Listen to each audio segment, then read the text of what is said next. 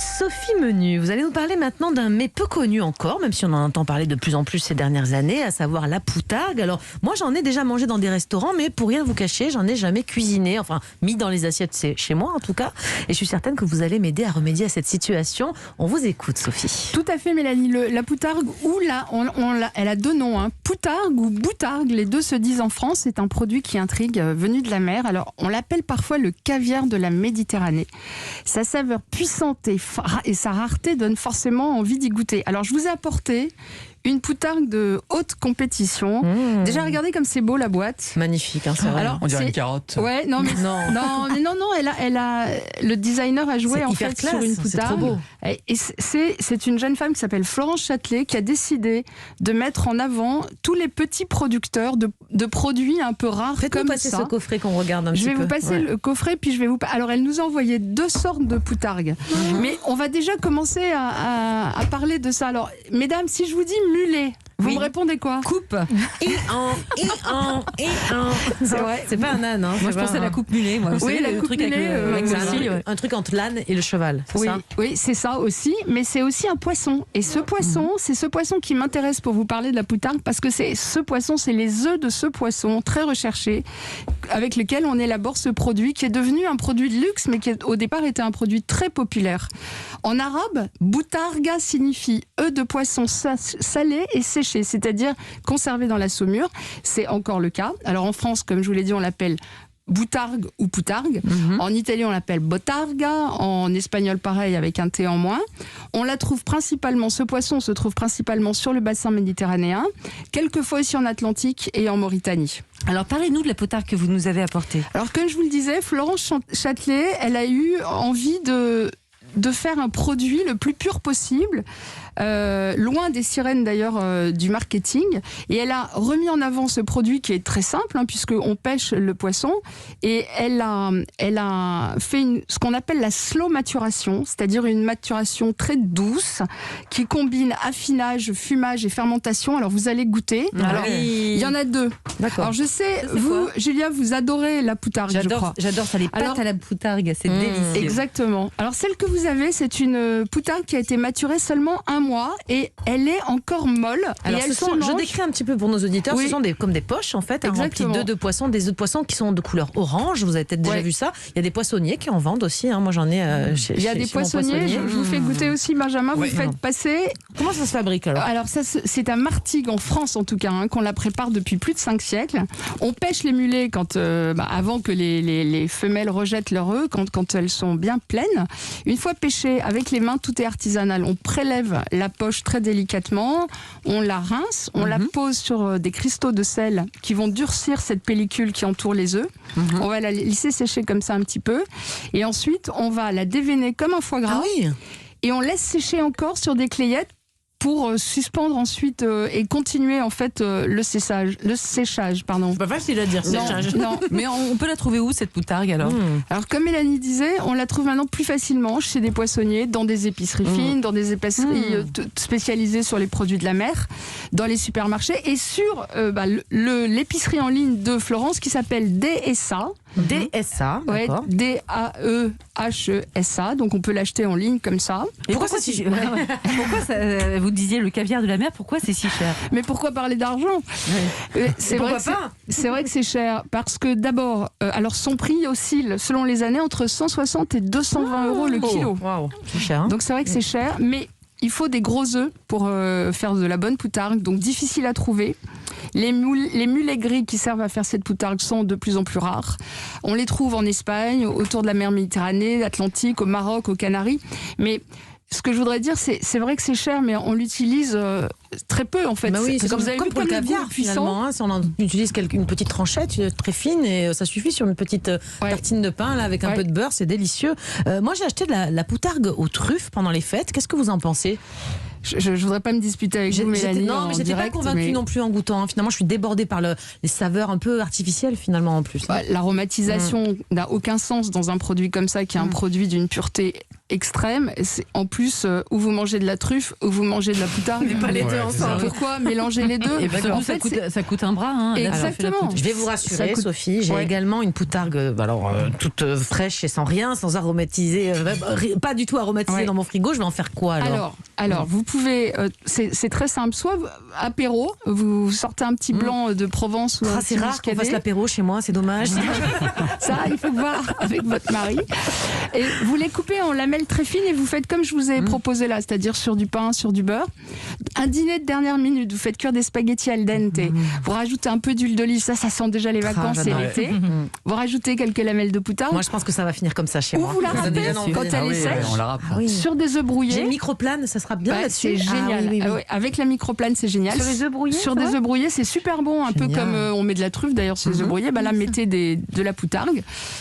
Et surtout, il faut pas la faire cuire en fait, parce que ce qui est bon, c'est sa naturalité. Ça se cuisine pas, ça se met sur quelque chose. C'est un produit d'exception tout seul. Donc, vous faites comment à Marseille, Julia, quand vous la dégustez? J'y vais ce week-end, vous savez, à Marseille, et c'est les gens qui...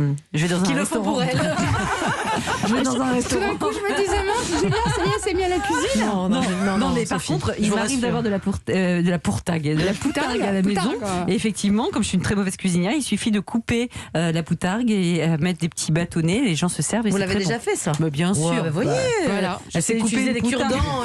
Voilà, je sais couper une poutargue. Merci, madame. En tout cas, merci beaucoup, Sophie Menu, pour cet éclairage gastronomique sur cette spécialité iodée, la poutargue, qui existe donc depuis plusieurs siècles. On va encore rester ensemble avec d'autres tendances dans un instant. D'abord, c'est Cécile Coumeau qui nous invite à tester la vie de château. Elle va nous expliquer en tout cas cette aspiration que de plus en plus de gens réalisent, acheter un château à plusieurs. Ça vous dirait pas, Mélanie? On pourrait se lancer dans un, je sais pas, partager un château. Si vous faites le ménage, moi je suis d'accord. J'adore. Et si moi je ferais la cuisine. Je ferai la cuisine, ok, pas de problème. Et puis une fois qu'on est propriétaire d'un château, il est important de paraître à son avantage, et pour cela, il y aura aussi les conseils beauté de Benjamin Lévesque. Des conseils beauté spécialement pour les sportifs. Je suis sûre que ça va vous intriguer, alors restez avec nous sur Europe 1. Europe 1, bien fait pour vous. Julia Vignali, Mélanie Gomez. C'est bien fait pour vous. Nous sommes avec vous jusqu'à 12h30 avec notre trio de chroniqueurs de talent, toujours autour de la table pour notre séquence tendance. Et maintenant, c'est à vous, Cécile Coumeau, de nous révéler votre tendance du jour, devenir châtelain. Pas besoin d'avoir des titres de noblesse, un nom à particules, ni même une fortune. Aujourd'hui, tout le monde peut devenir châtelain, ou plutôt co-châtelain. C'est-à-dire, expliquez-nous, Cécile. Eh bien, co-châtelain, comme son nom l'indique, ça signifie que le beau château avec le donjon et le pont-levis, vous n'en êtes pas le seul propriétaire, vous êtes copropriétaire. Et ça, c'est désormais possible grâce à des startups qui se sont spécialisées dans le financement participatif au profit de la préservation du patrimoine. Alors concrètement, des vrais châtelains qui n'arrivent pas à joindre les deux bouts font appel à l'une de ces startups, soit pour trouver des actionnaires qui vont aider à financer les travaux, soit pour revendre complètement leurs biens. La start-up lance donc une campagne de financement pour recruter les co-châtelains. Ah, c'est drôle ça. Et le but, c'est que tous nos beaux châteaux ne tombent pas en ruine, c'est ça? Oui, exactement. Comme en France, il y a à peu près 45 000 châteaux, un peu plus que de fromage. Quand même.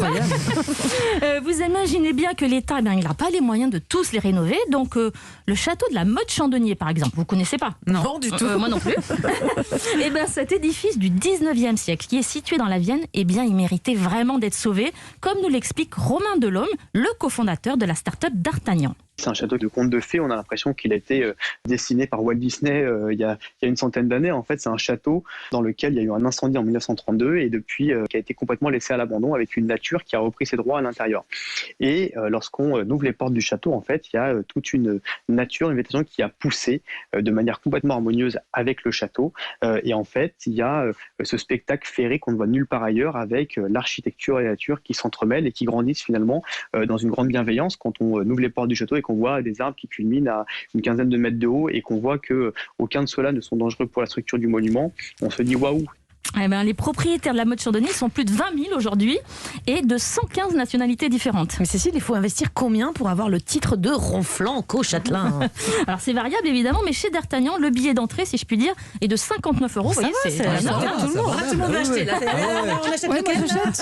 Et vous allez voir, c'est un vrai investissement. C'est comme acheter une action en bourse au CAC 40, comme investir dans une start-up. Vous avez un numéro de souscripteur, vous vous êtes identifié comme tel, vous pouvez avoir une action, on peut avoir plusieurs actions. Et puis évidemment, si les projets avancent bien, il est tout à fait possible que dans les années, l'action prenne un petit peu de valeur. Voilà, on peut aussi transmettre cette action à ses enfants, à ses petits-enfants. Et voilà, et de se dire que, alors même si on est des milliers et des milliers, le fait d'être actionnaire, on a un petit bout du château qui nous appartient. Moi, je veux juste une petite tour, là, un peu comme les princesses. Là. Une petite tour, ça fait déjà pas mal. Hein, oui, pas c'est mal d'actions. bon, le toit de la tour, alors. Mais juste. bon, et donc comme tout actionnaire, vous avez le droit, donc si vous avez ces actions, de donner votre avis sur les projets de rénovation. Mais là où c'est encore mieux qu'une action, je dirais, c'est que vous pouvez apporter votre pierre à l'édifice, sans mauvais jeu de mots, en participant bénévolement au chantier de rénovation. Non, mais moi je veux bien, mais rénover un monument historique, ça demande quand même quelques compétences, non? Oui, c'est vrai. Je suis d'accord, il faut des charpentiers, des ferronniers, des maçons, enfin tout ça. C'est tout à fait vous, Julia. Mais pas que. Si vous savez cuisiner, vous pouvez. Non, plus. Non, c'est pas ça. Moi je sers à rien. Non, mais si vous savez débroussailler le parc d'un château, c'est pas très compliqué, c'est à la portée de tout le monde, donc vous pouvez y En aller. épilation, mais pas en Je peux épiler les gens qui vont dans le potager. par Et contre. Sophie, vous? Non, je voulais savoir, on a le droit d'en profiter de ce château? On a le droit d'y aller, Alors, passer un petit week-end? Oui, on a le droit, effectivement. Ça arrive. Alors, on va vous expliquer ça. Je veux juste vous dire que voilà, c'est simple. En tout cas, vous n'avez pas besoin d'être un bricoleur de génie pour y aller.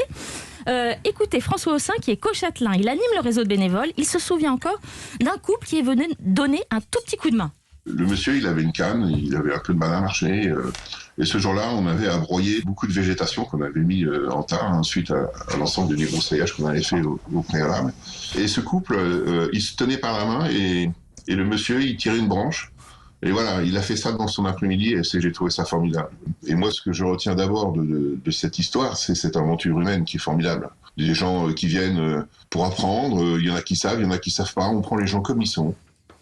Donc, alors, pour répondre à votre question, est-ce qu'on peut dormir au château? Alors, vu le nombre de copropriétaires, si vous arrivez tous, même avec votre tente dans le parc du château, ça va être compliqué quand même. Mais dommage. bon, ça va être possible à la mode Chandonnier. Par exemple, ce fameux château, eh bien, il va y avoir, on construit des espaces réservés aux co-châtelains. Ça va être créé en 2024. Et puis, de toute façon, alors, je vous le dis tout de suite, jouer au seigneur des lieux, c'est pas tellement ce qui motive finalement ces co-châtelains. Participer à la préservation de notre patrimoine, les Français, ils sont fans de ça. Et après, c'est l'aventure humaine. François Haussin nous raconte son plus beau souvenir. On a attaqué une zone en débroussaillage. Donc, il y avait des herbes hautes, il y avait des arbres, et il y avait c'était extrêmement dense au niveau végétation. Et en débroussaillant, on a découvert un pavillon de chasse qui était complètement caché derrière la végétation. Et ça a été incroyable parce qu'en fait, on avait l'impression de découvrir un trésor. Bon, alors je vois que vous êtes tous passionnés. Si l'aventure vous tente, vous pouvez devenir copropriétaire du château de Boulogne. C'est un édifice qui est à 1 heure de Paris, hanté par les fantômes de la Première Guerre mondiale. La campagne de financement est ouverte sur le site de D'Artagnan. Ouais, c'est super, merci beaucoup Cécile Como pour toutes ces infos et tout ça, c'est franchement très tentant. Qui n'a pas rêvé d'avoir un jour un château, un donjon, des écuries, des oubliettes, 58 chambres? Bon, je m'arrête là car sinon je vais me transformer en princesse. Cela dit, avec vos conseils, Benjamin Lévesque, pardon, tout est possible. Elle est troublée. Je suis troublée, j'ai envie d'habiter un château. On va sortir le short, je crois, les haltères, les baskets. Benjamin, on va faire du sport, c'est ça? Et oui, effectivement, puisqu'il y a de plus en plus de marques de cosmétiques qui mettent au point des produits de beauté spécialement conçus pour les sportifs et les sportives. Alors pour le maquillage par exemple, vous avez la marque MAC qui a longtemps maquillé les artistes du Cirque du Soleil, qui ont développé plusieurs produits que l'on peut appliquer avant l'entraînement. Alors vous avez bien sûr les rouges à lèvres longue tenue, mais vous avez encore mieux avec, regardez cette laque à lèvres. Alors c'est une sorte de rouge à lèvres liquide et qui va en fait sécher et qui va tenir beaucoup plus longtemps, jusqu'à 12 heures. C'est du plâtre pour la bouche. Non, j'en ai déjà porté, c'est très efficace. Ça va résister à la chaleur, ça va résister à la transpiration. On peut même manger avec, ça ne part pas. Seul bémol à les frottements, si on s'essuie la bouche avec une serviette dessus, bien forcément on va abîmer le rouge à lèvres. Bon, Benjamin, moi vous savez, j'adore la piscine, c'est ma passion, la piscine. On peut quand même se maquiller pour aller dans l'eau. Et oui, effectivement, les mannequins que vous êtes, les filles, vont pouvoir aller nager avec des yeux de biche grâce à ce mascara totalement waterproof. Il coûte 22 € et qui va résister à l'eau de la piscine, comme l'explique Tom Sapin, qui est maquilleur professionnel pour MAC Cosmétiques. C'est un mascara qui est aquarésistant mais qui dépend de la température de l'eau. Par exemple, on va aller dans une piscine d'eau froide. Le mascara ne va pas couler. Donc par exemple, moi je l'utilise aussi sur mes mariés qui vont pleurer le jour de leur mariage parce que je sais qu'à l'eau froide, donc l'eau des larmes, etc., il ne coulera pas. En revanche, c'est un mascara qui, après cette séance de piscine ou ce mariage par exemple, va s'éliminer à partir d'une certaine température de l'eau. Donc par exemple, si on prend une douche chaude, là le mascara va s'éliminer complètement. C'est pour ça qu'il est adoré par les sportifs. Et vous avez même l'ombre à paupières, c'est un fard à paupières liquide et puis un fond de teint qui résiste à l'eau. Et donc en fait la transpiration va perler à travers le maquillage et ne l'emportera pas avec. Ça coûte combien? Parce que si c'est aussi technique, moi j'ai l'impression que ça va être très très cher. Alors le fard à paupières il est à 24 € et le fond de teint 39 €. Bon, c'est correct. Il y a aussi d'autres cosmétiques, des soins à appliquer sur la peau pour faire de meilleures séances de sport. Qu'est-ce qu'on peut mettre justement avant l'entraînement? Et oui, c'est bien connu, les filles avant de faire du sport, qu'est-ce qu'on fait? On se maquille, non, on s'échauffe. Oui, et on s'échauffe. Donc pour bien préparer son corps avant le sport, il y a des marques comme M+, qui a vu le jour l'an dernier et qui fabrique des produits pour les sportifs exclusivement. Alors ce sont des petits emballages étanches, donc pratiques à glisser dans le sac de sport. Et vous avez par exemple ce baume chauffant. En fait, il suffit donc de l'appliquer sur le muscle que l'on va utiliser. Donc si je décide de faire les haltères, je vais l'appliquer. Il est en train de s'appliquer sur le biceps. Le bras. Ouais. Si vous faites un footing, Sophie, vous le mettez sur ça sent comment, jambes. Sophie? Me dites pas que ça sent la poutargue quand même. Non, ça sent bon. Ça sent bon? Je vous fais passer, on va sentir. Ça sent un peu les produits Arnica un peu camphré, et autres. Voilà, il suffit de bien masser, de malaxer. Et donc ça va en fait chauffer le muscle. Il y a même du gingembre dedans, ce qui fait que ça va tonifier ça nous excite un muscle. peu. Quoi. Voilà, exactement. Alors je sais pas ici qui fait de la course à pied ou fait son sport. Cécile Coumont, je sais. Cécile. Et Sophie Menu. Alors. Cécile et Sophie. Alors avec le froid, j'imagine que c'est un enfer en ce moment pour courir. Alors pour éviter de se geler les et ben vous avez la marque Akilein qui a sorti une gamme de produits chauffants. Donc là, vous savez, pour les mains, les pieds, le visage. Et en fait, ils sont à base d'huile essentielle de piment. Donc ça va agir ça va chauffer dans les chaussettes. Voilà. Ça va courir beaucoup plus. Exactement. Ça va agir sur les thermorécepteurs de la peau. Donc si vous frottez bien ce gel sur la peau, et ben ça fait comme si vous mettiez du piment sur la langue. C'est drôle. Ça va pas piquer, mais ça va chauffer. Et après le sport, qu'est-ce qu'on peut mettre? Je crois que vous avez apporté une huile pour le corps. Oui, c'est une huile du tigre de la marque La Canopée qui est inspirée du baume du tigre. Alors il y a dedans 3 ingrédients très intéressants après le sport. Vous avez le camphre, donc les propriétés qui soulageraient les articulations. Vous avez du menthol. Sophie, ça va vous sauter la figure. Du menthol qui va apporter une grande fraîcheur et qui aide à la circulation sanguine. Et puis de l'huile essentielle d'eucalyptus qui va apaiser le muscle. Et donc on va l'utiliser, cette huile, en massage après le sport. Et le fait de masser un muscle après une séance de sport, et bien ça apporte un effet bien-être, comme l'explique le kinésithérapeute Nicolas Tikhomirov, alias Monsieur Clavicule sur les réseaux sociaux.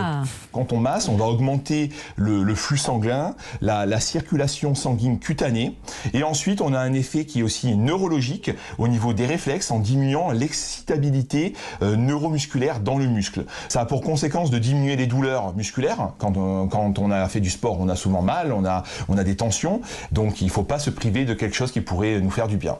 Bon, mais là, on est bien plein de cosmétiques, bien massés. Maintenant, il n'y a plus qu'à aller faire du sport quand même. C'est ça. Merci beaucoup, Benjamin, pour ces conseils toujours aussi concrets pour prendre soin de nous. C'est de la beauté vraiment pratique avec vous et c'est ce qu'on aime dans cette émission. Des conseils à appliquer au quotidien.